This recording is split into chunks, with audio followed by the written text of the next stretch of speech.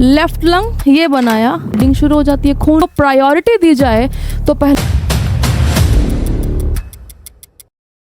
हाय बच्चों, hello everyone, क्या हाल चाल मेरे बालकों। आई होप सब बहुत अच्छे होंगे और ज़बरदस्त तरीके से अपनी पढ़ाई कर रहे होंगे, है ना मेरे बच्चों। तो हम लोगों ने चैप्टर को डिस्कस किया, कुछ क्वेश्चंस डिस्कस किए। आज हम लोग उसी चैप्टर के कुछ और इम्पॉर्टेंट क्वेश्चन को यहाँ पर डिस्कस करने वाले हैं। देखते हैं कि कौन सा ऑप्शन हमें किस तरीके से फंसा सकता है, कैसे हमें ऑप्शन को एलिमिनेट करना होगा, है ना। चलो आ जाओ बेटा, शुरू करते हैं। यस हाँ, तो ये कह रहा है सेलेक्ट द इनकरेक्ट। तो देखो ज़रा, जो लोग नए हैं, पहली बार एग्जाम देने वाले हैं या पहली बार देख रहे हैं कि क्वेश्चन कैसे सॉल्व किया जाए, तो जो क्वेश्चन में लिखा होता है ना कि हमको सेलेक्ट करना है इनकरेक्ट या फिर करेक्ट, तो वहाँ पर तुम्हें सबसे ज़्यादा ध्यान देने की ज़रूरत है कि पहले भैया उस चीज़ पे गोला बना लो, सर्कल कर लो उसको कि इनकरेक्ट पूछ रहा है कि करेक्ट पूछ रहा है। क्योंकि कई बार ऐसा होता है कि बच्चे ये चार इतने बड़े बड़े सेंटेंसेस को देख करके लास्ट तक भूल जाते हैं कि भैया स्टार्टिंग में पूछ क्या रहा था। यस, कई बार इनकरेक्ट को सेलेक्ट करने के चक्कर में करेक्ट पे टिक कर दिया, करेक्ट को सेलेक्ट करने के चक्कर में इनकरेक्ट पे टिक कर दिया। समझ पा रहे हो? तो ये वाली गलती बेटा नहीं करनी है। हमको सबसे पहले डिसाइड कर लेना है कि भैया करेक्ट पूछ रहा है कि इनकरेक्ट पूछ रहा है। यस मेरे बच्चों, ठीक है। चलो अब किसके बारे में पूछ रहा है? ह्यूमन हार्ट के बारे में। आ जाओ। Human heart has 4 chambers. क्या ये बात सही है? यस, यहाँ पर ह्यूमन हार्ट में 4 चैम्बर्स होते हैं। 2 लार्जर अपर चैम्बर्स कॉल्ड एट्रिया। नहीं, जो एट्रिया हैं वो लार्जर ना हो करके स्मॉलर होते हैं। ठीक है, कैसे होते हैं? Smaller called atria and 2 smaller lower chambers called ventricle. ठीक है, लोअर तो होते हैं लेकिन वेंट्रिकल स्मॉलर्स ना हो करके ये कैसे होते हैं मेरे बच्चों? लार्जर हैं। कैसे हैं? लार्जर। ठीक है, तो बात तो यही गलत लग रही है, लेकिन हम आगे पढ़ लेते हैं। थिन मस्कुलर वॉल, बिल्कुल सही बात है। Called inter atrial septum separate the right and left atria. तो बताओ, ऐसे ही तो बनाए थे 4 चैम्बर। यस, तो ये जो एट्रिया को सेपरेट करने वाला सेप्टम है इसे इंटर एट्रियल ही तो कह रहे थे। क्या कह रहे थे? इंटर एट्रियल, बिल्कुल सही बात है। Yes, thick walled interventricular septum separate the left and right ventricle, बिल्कुल सही बात है। ये वाला है हमारा इंटरवेंट्रिकुलर सेप्टम। इसने हमारे वेंट्रिकल को राइट और लेफ्ट वेंट्रिकल में क्या किया है? डिफरेंशिएट किया। ठीक है, yes, the atrium and ventricle of the same side are separated by the atrioventricular septum, बिल्कुल सही बात है। सेम साइड के एट्रिया वेंट्रिकल, सेम साइड के एट्रिया वेंट्रिकल ये सेपरेट होते हैं एट्रियो वेंट्रिकुलर सेप्टम के थ्रू। समझ पा रहे हो? यस, तो ये तीनों बातें बेटा एकदम सही हैं, यानी कि जवाब हमारा ए हो जाएगा। ए वाले में लार्जर की जगह स्मॉलर और स्मॉलर की जगह लार्जर होना चाहिए। बताओ, बात समझ लगी? यस और नो, जल्दी बताओ।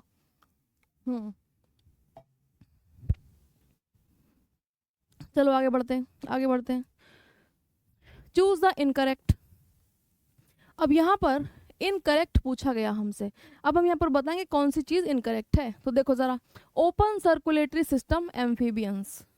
एम्फीबिया ओपन नहीं, फ्रॉग में ओपन होता है? नहीं बेटा, आर्टरीज वगैरह होती हैं। तो भैया यही इनकरेक्ट लग रहा है, यही इनकरेक्ट लग रहा है। ठीक है, ओपन सर्कुलेटरी सिस्टम आर्थ्रोपोडा, बिल्कुल सही बात। आर्थ्रोपोडा में कैसा सिस्टम? ओपन। आर्थ्रोपोडा का ही क्लास क्या है? इंसेक्टा। इंसेक्टा में ही तुम डिटेल में पढ़ते हो कौन? कॉकरोच। और कॉकरोच में कैसा सिस्टम मेरे बच्चों? Open circulatory system. ठीक है, यस, तो ये बात तो सही है। क्लोज्ड एनालिडा, नॉन कॉर्डेटा का ऐसा फाइलम जिसमें क्या मिलता है? Close circulatory system. बाकी क्लोज सर्कुलेटरी सिस्टम किसका कैरेक्टरिस्टिक है? कॉर्डेट्स का। ठीक है, यस मेरे बच्चों, तो ये बात सही है। Close circulatory system Aves. Yes, Tetrapoda जितने भी होंगे, रेप्टिलिया, एम्फीबिया, बर्ड्स और मैमल्स, सभी में क्या सिस्टम होगा? क्लोज्ड होगा। और इनके बेस पर हम हार्ट के तरीके भी पढ़ते हैं कि भैया 2 चैम्बर्ड हार्ट है कि 3 चैम्बर्ड हार्ट है कि 4 चैम्बर्ड हार्ट है। ठीक है, यस मेरे बच्चों, तो तीनों ही बातें ठीक है, ये वाली बात गलत है। तो गलत ही पूछ रहे हैं, तो हमारा जवाब कौन सा सही हो जाएगा? ऑप्शन नंबर ए सही हो जाएगा। यहाँ पर एम्फीबियंस में होता है क्लोज सर्कुलेटरी सिस्टम। कैसा होता है? Close circulatory system. समझ पा रहे हो? ठीक है, यस, चलो आगे बढ़ते हैं। अब आ गई मैचिंग, ठीक है। चलो अब देखो ज़रा, यहाँ पर पढ़ लेते हैं। एक तो 2 चैम्बर्ड हार्ट,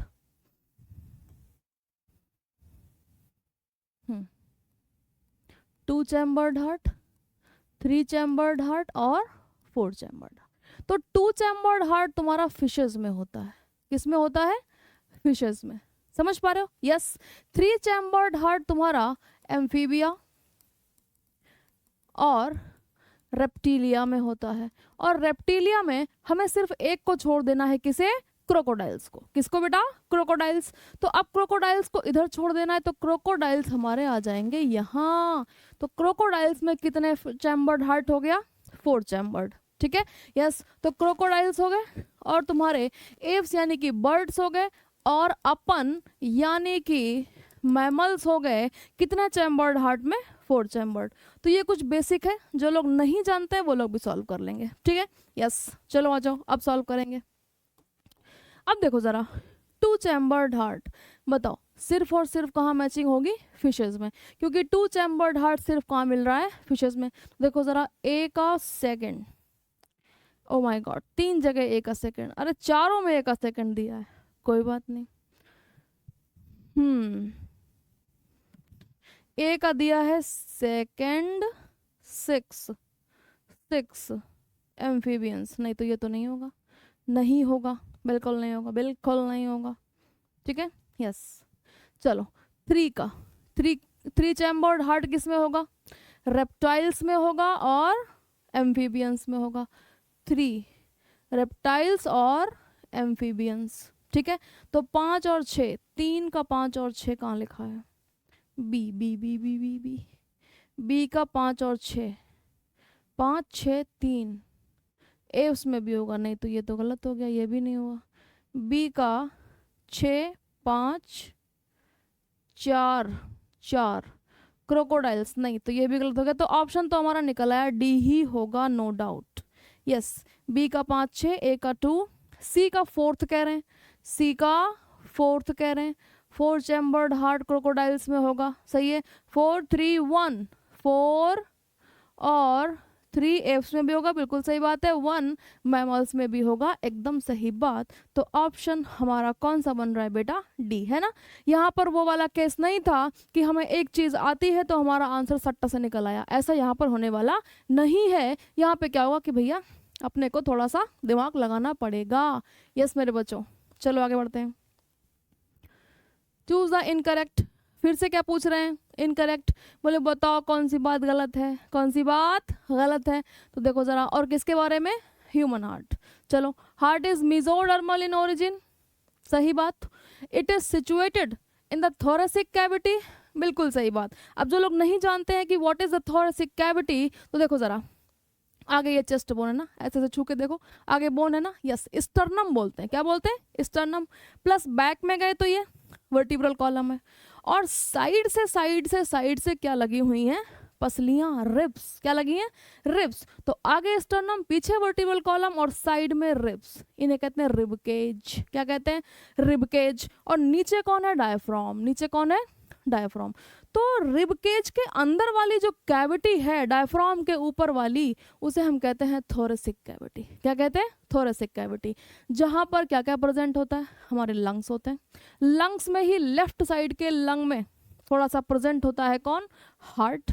और यहीं पर हमारी होती है थाइमस। क्या होती है? थाइमस। समझ पा रहे हो? तो उस कैविटी को कहते हैं थोरेसिक कैविटी। तो बताओ क्या इसी कैविटी में हार्ट प्रेजेंट है? यस और नो? यस, इसी कैविटी में प्रेजेंट है, ठीक है। It is slightly tilted to the right. ना जी ना। चलो आ जाओ, ये बनाया लेफ्ट लंग, ये बनाया राइट लंग। लेफ्ट लंग के अंदर कुछ ऐसी जरा सी क्या कह सकते हैं इसको, जरा सी स्पेस होती है, इसे हम कहते हैं कार्डियक नॉच। क्या कहते हैं? कार्डियक नॉच, ठीक है। अब तुम कहोगे बनाया तो लंग राइट साइड में है, तो देखो तुम सामने खड़े हो, मैं तुम्हारे सामने हूँ, जो तुम्हारा राइट है वो मेरा लेफ्ट होगा। और ह्यूमन फिजियोलॉजी, ये वाला चैप्टर हो चाहे कोई वाला चैप्टर हो, जब हम पढ़ेंगे तो हमेशा बेटा हम अपने सामने वाले की साइड पे पढ़ते हैं, ठीक है। यस, अपने सामने किसी को इमेजिन करो, तो जो तुम्हारा राइट है वो उसका लेफ्ट होगा। तो देखो जो ये हमारा राइट है तो ये क्या हो गया, लेफ्ट। इसी में प्रेजेंट होगा तुम्हारा हार्ट, समझ पा रहे हो। तो slightly tilted towards the left side, yes मेरे बच्चों, ठीक है, किधर होगा, लेफ्ट। तो ये है हमारा गलत वाला पॉइंट, ये गलत वाला पॉइंट है, गलत वाला पॉइंट है। यहाँ पे क्या होना चाहिए, लेफ्ट, ठीक है। It has size of a clenched fist, बंद मुट्ठी के आकार का होता है, इतना ही बड़ा होता है, यस बिल्कुल एनसीईआरटी का सीधा सीधा लाइन यहाँ पर लिखा हुआ है। तो देखो जरा, चारों में से बात कौन सी गलत है, बात हमारी सी वाली गलत है, और इनकरेक्ट कोई पूछ रहा था तो हमारा ऑप्शन क्या हो जाएगा, ऑप्शन नंबर सी, ठीक है, यस। चलो आगे बढ़ते हैं। Opening between the right atrium and ventricle and between the left atrium and ventricle are guarded by this and this respectively। चलो भैया बना लिया जाए, यस ये बना है एट्रिया, ये बना है वेंट्रिकल, ये इनकी ओपनिंग, ये इनकी ओपनिंग, यस। और तुमको सिखाया था लैब रैट, ठीक है, yes. Left atria bicuspid, right atria tricuspid. तो ये क्या है, राइट एट्रिया, ये क्या है, लेफ्ट एट्रिया। इधर 3 कस्प वाला वॉल्व होगा और इधर 2 कस्प वाला वॉल्व होगा। कस्प माने फ्लैप, कस्प माने फ्लैप, यस मेरे बच्चों। तो देखो जरा, पहला राइट एट्रियम एंड वेंट्रिकल की पूछ रहे हैं, तो राइट एट्रियम और वेंट्रिकल वाला हो जाएगा ट्राइकस्पिड, यहाँ हो जाएगा ट्राइकस्पिड, ठीक है। एंड देन पूछ रहे हैं left atrium and left ventricle, तो यहाँ हो जाएगा बाइकस्पिड। क्या हो जाएगा मेरे बच्चों, बाइकस्पिड, यस। तो देखो जरा, ट्राइकस्पिड, पहला बाइकस्पिड तो ये तो नहीं होगा, पहला बाइकस्पिड ये नहीं होगा, दूसरा ट्राइकस्पिड तो ये नहीं होगा। पहले में ही लिखा है ट्राइकस्पिड एंड मिट्रल, बाइकस्पिड का ही दूसरा नाम होता है मिट्रल वॉल्व। क्या नाम है, मिट्रल वॉल्व। बताओ समझ पा रहे हो। अगर सॉल्व नहीं हो तो तुम लोग बिल्कुल भी नहीं डरोगे इस तरीके के 4 चैम्बर्स बनाने से।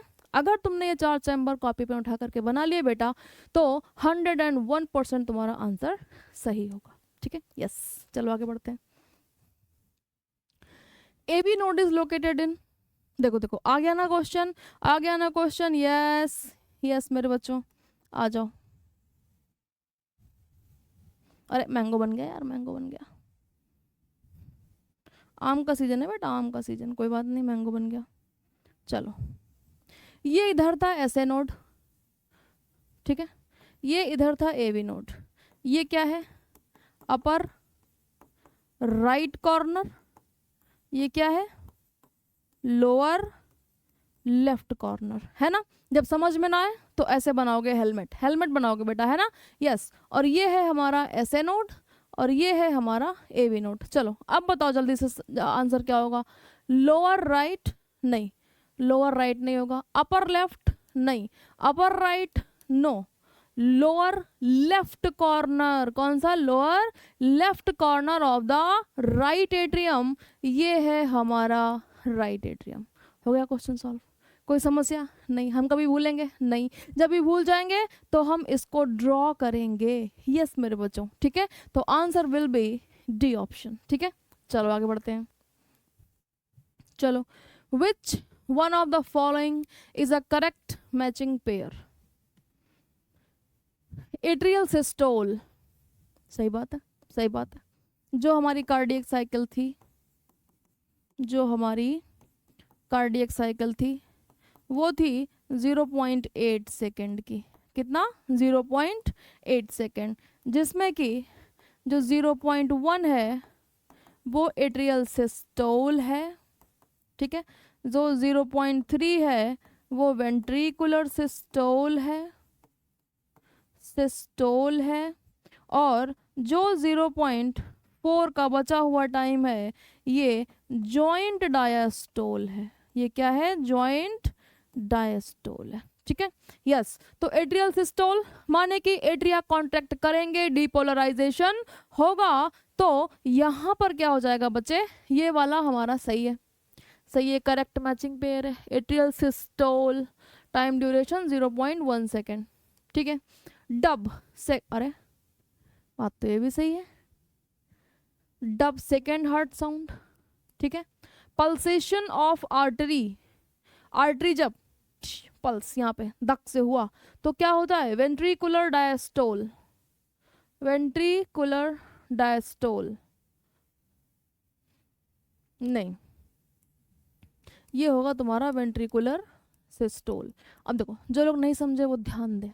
चलो ये था वेंट्रिकल, ये था वेंट्रिकल, यस। वेंट्रिकल से मान लो ये आर्टरी जा रही है, ये आर्टरी कब कूदेगी, ये आर्टरी कब कूदेगी, प्रेशर इस पे कब ज़्यादा लगेगा, तो जब वेंट्रिकल कस के कॉन्ट्रैक्ट करेंगे, यहाँ पे प्रेशर से ब्लड जाएगा, तब आर्टरी का वॉल थोड़ा सा इस तरीके से प्रेशर फील करेगा, उसे कहते हैं पल्स। यहाँ पे हाथ रख के देखेंगे ऐसे ना, तो जो कूद रही है आर्टरी वो क्यों कूद रही है, क्योंकि प्रेशर आ रहा है। प्रेशर क्यों आ रहा है, क्योंकि वेंट्रिकल कॉन्ट्रैक्ट कर रहे हैं। वेंट्रिकल क्यों कॉन्ट्रैक्ट कर रहे हैं भैया, इनका डीपोलराइजेशन हो गया है, सिस्टोल हो गया है ना। कॉन्ट्रैक्शन, सिस्टोल एंड डीपोलराइजेशन, तीन चीज़ें तुमको सिखाई थी कि ये इन तीनों का मतलब एक ही होगा हार्ट के केस में, समझ पा रहे हो। यस मेरे बच्चों, ठीक है। तो यहाँ पर डायस्टोल, वेंट्रिकल रिलैक्स हो गया तो आर्टरी क्यों कूदेगी, यस। प्रेशर फील कर रही है क्या, प्रेशर फील नहीं कर रही है, यस। तो यहाँ हो जाएगा systole. Platelets, anti clotting property clotting के लिए प्लेटलेट्स का तो होना बहुत ज़रूरी है ना। प्लेटलेट्स जैसे ही कम होने लगती हैं वैसे ही बॉडी में इंटरनल ब्लीडिंग शुरू हो जाती है, खून की उल्टियाँ आने लगती है ना डेंगू में, यस। क्योंकि वहाँ पर प्लेटलेट्स काउंट बहुत तेज़ी से क्या होता है मेरे बच्चों, डाउन होता है, समझ पा रहे हो, यस, ठीक है। तो भैया बात हमारी ए वाली भी सही है, बात हमारी बी वाली भी सही है, तो ऐसा क्वेश्चन नीट के एग्ज़ाम में आने से नहीं आएगा, है ना, यस। देखना, बताना जल्दी से तुमको कौन सा ऑप्शन ठीक लग रहा है। चलो आगे बढ़ते हैं। The nodal musculature of the heart has the ability to generate action potential.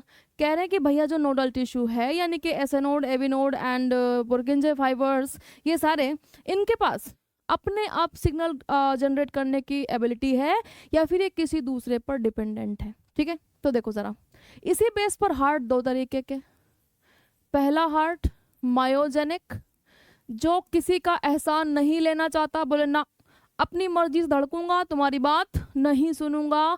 उन्हीं के अंदर कुछ ऐसे ग्रुप ऑफ मसल्स होते हैं जैसे कि एस नोड, वो अपना सिग्नल खुद ब खुद जनरेट कर सकते हैं, यस मेरे बच्चों। लेकिन वही कुछ निकम्मे हार्ट भी होते हैं, बोले जब तक नहीं कहोगे तब तक काम नहीं करेंगे, ठीक है, यस। तो दैट टाइप ऑफ निकम्मा हार्ट इज न्यूरोजेनिक हार्ट। कैसा, neurogenic heart, mind nervous system पर डिपेंडेंट है, बोले कहोगे तो धड़केंगे, नहीं कहोगे तो नहीं धड़केंगे, ठीक है, यस मेरे बच्चों। तो देखो जरा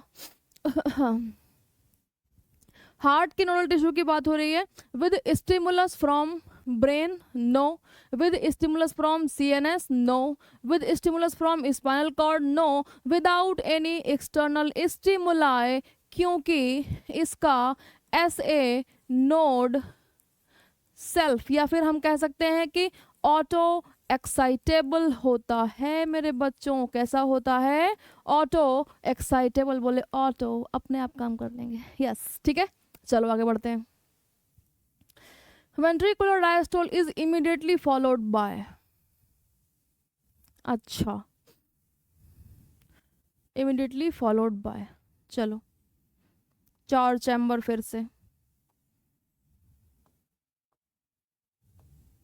है ना, यस।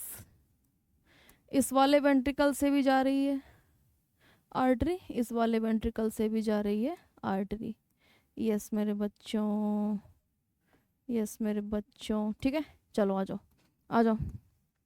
अब ये कह रहे हैं जैसे ही वेंट्रिकल रिलैक्स हुआ उसके बाद तुरंत क्या होगा, तो तुरंत होगा ये क्लोज हो जाएंगे ये वाले वाल्व। जैसे ही वेंट्रिकल रिलैक्स होगा वैसे ही ये वाले सेमी ल्यूनर वाल्व, कौन से, सेमी ल्यूनर वाल्व्स क्लोज हो जाएंगे। क्यों, क्योंकि वेंट्रिकल हो गया रिलैक्स, पीछे कोई भी प्रेशर नहीं बचा।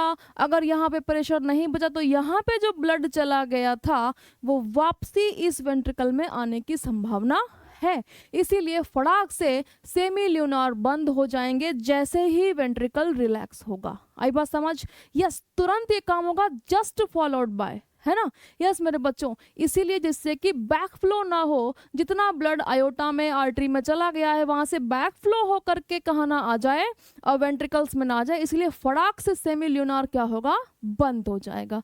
चलो अब देखो, ये कह रहे हैं ओपनिंग ऑफ सेमी ल्यूनार। भैया रिलैक्सेशन के बाद ओपनिंग क्यों करेंगे? ओपनिंग तो तब करेंगे जब कॉन्ट्रैक्शन होगा। नहीं, closure of semilunar, yes exactly, semilunar का क्या होगा, closure. Opening of bicuspid and tricuspid, अब कुछ लोग कहेंगे ये भी होगा, हाँ बिल्कुल होगा बेटा, बिल्कुल होगा। जब वेंट्रिकल रिलैक्स हो जाएंगे तो पहले सेमी ल्यूनार क्लोज होंगे, जिससे कि ये ब्लड फ्लो होकर के वापस इसमें ना आ जाए। देन क्या होगा, opening of bicuspid and tricuspid, फिर एट्रिया से ब्लड आने लगेगा कहाँ, वेंट्रिकल्स में। तो अगर बाइकस्पिड की ओपनिंग और सेमी ल्यूनार की क्लोजिंग में अगर किसी को प्रायोरिटी दी जाए तो पहला कौन सा आ जाएगा, क्लोजिंग। ठीक है, यस चलो, closure of bicuspid and tricuspid नहीं, क्लोजर नहीं होगा, क्लोजर नहीं होगा। यस मेरे बच्चों, चलो आगे बढ़ते हैं, जल सेवन कर लेती हूँ।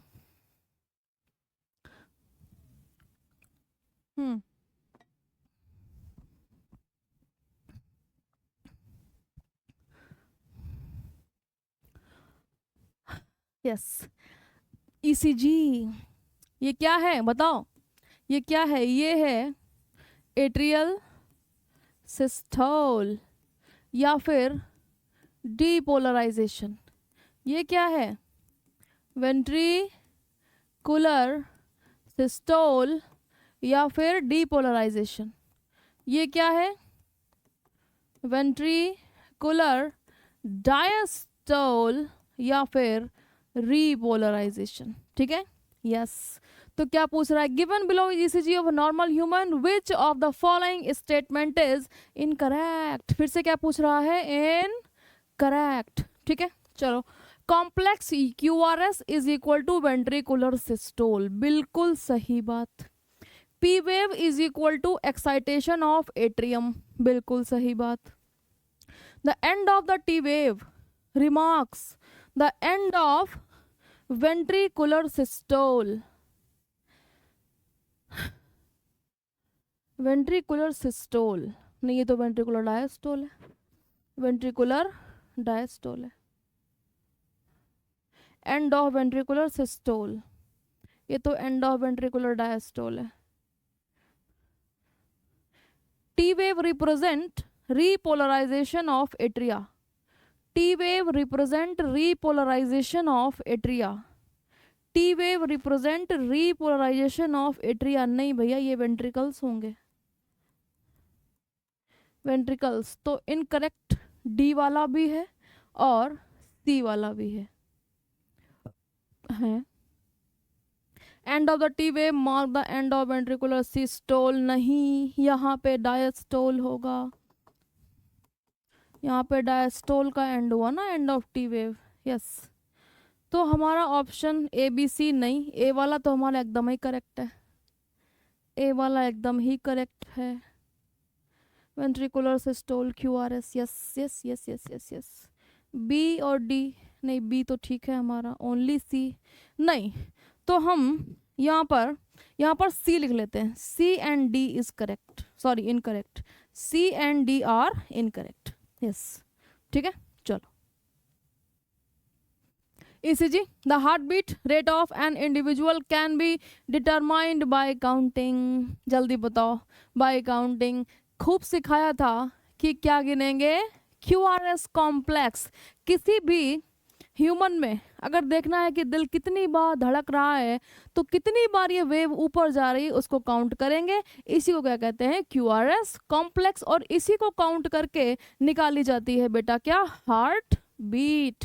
तो हमारा जवाब सीधा सीधा कौन सा हो गया, नंबर ऑफ QRS कॉम्प्लेक्सेस। बिल्कुल मेमोरी बेस्ड है, इसमें कोई भी तुमको बहुत ज़्यादा मेहनत करने की ज़रूरत नहीं है।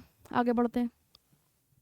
The arteries and veins carrying blood through them differ in, चलो ऐसे बनाए थे ना, ल्यूमेन होगी, फिर ट्यूनिका इंटिमा होगी सबसे अंदर वाली, उसके बाहर ट्यूनिका मीडिया होगी जिसमें मसल्स भरी होंगी। इन्हीं मसल्स की हेल्प से क्या करते हैं, वेजो कॉन्स्ट्रिक्शन और वेजो डायलेशन। प्लस हमने क्या कहा कि जो आर्टरीज हैं और जो वेन्स हैं उनके जो थिकनेस है उसमें फर्क होगा।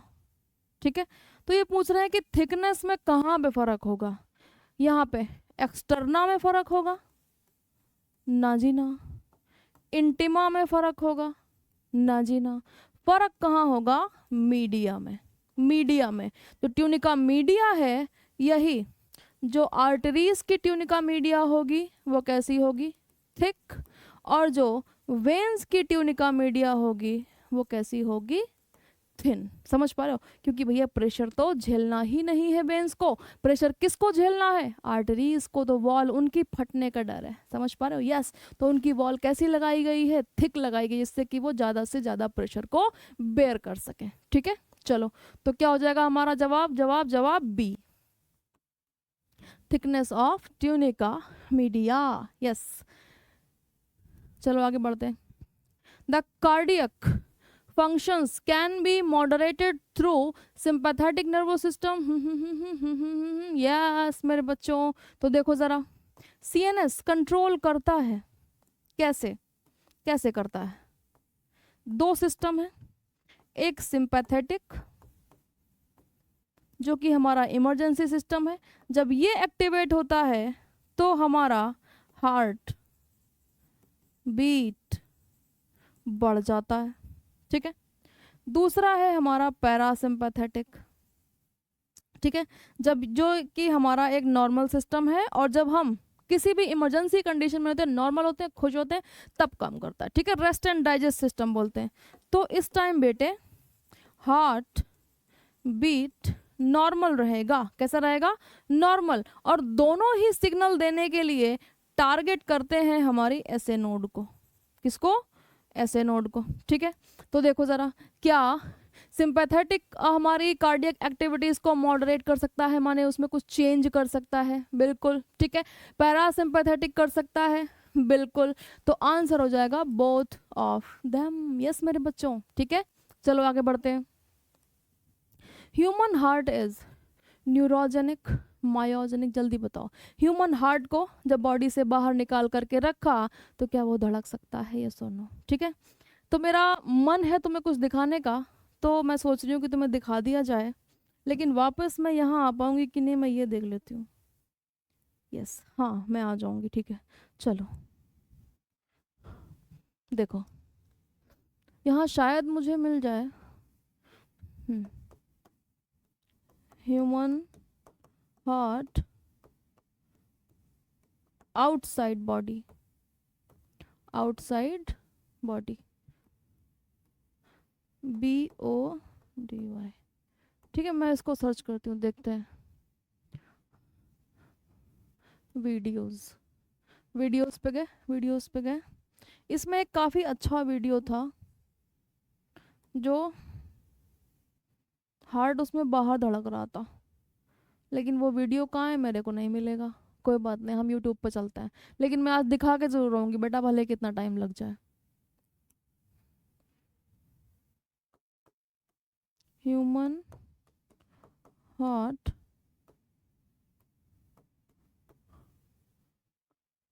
आउटसाइड बॉडी, हाँ ये वाला।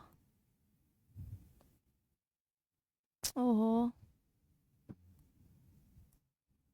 ये वाला भी ठीक है। देखो, ये बॉडी के बाहर रखा हुआ है फिर भी धड़क रहा है, चल जा। हाँ हम कंटिन्यू करना चाहते हैं।